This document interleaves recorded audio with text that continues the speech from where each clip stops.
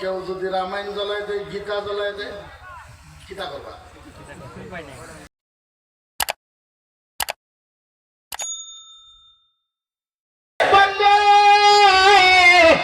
এক রাত্রে তুমি 10,000 কোরআন জ্বলাবা, তারপরের দিন 2.5 লাখ হাফেজ মিলে আমরা 50,000 কোরআন লেগা ভালাইব।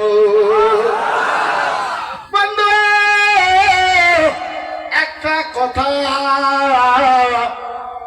তোমরা তো কোরআন জ্বলাইবা, আমরা তো কোরআন লিখতে পারবো।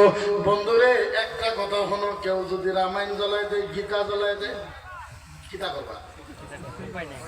সারা আসামের ভিতরে রামায়ণের একজন হাফেজ নাই নাই নাই নাই নাই নাই না, কিন্তু আমরা কারো জ্বলাই দেওয়ার কিতাব, কারো জ্বলাই দেওয়ার পক্ষে, কারো কিতাব জ্বলাই দেওয়ার পক্ষে।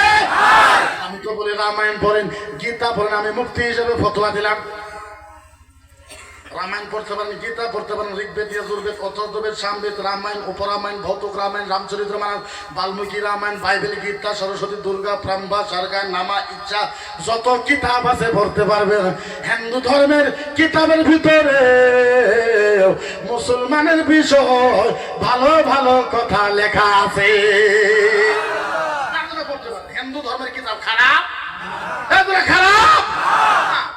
আমি তো চ্যালেঞ্জ দিয়ে বলি, বুখারী, মুসলিম, আবু দাউদ, নিসাই, তিরমিজি, ইবনে মাজাহ, মিশকাতুল মাসাবি, কোরআনে পাক, ফতোয়া, আলমগীরি, দুররে মুখতার, শামির, আব্দুল মুখতার, সাইল ইবনে আবেদের যত কিতাবের নাম কইলাম, আমি চ্যালেঞ্জ দিয়ে কইলাম, ভারতের হিন্দুর বিরুদ্ধে আমাদের কিতাবের ভিতরে একটা শব্দ লেখা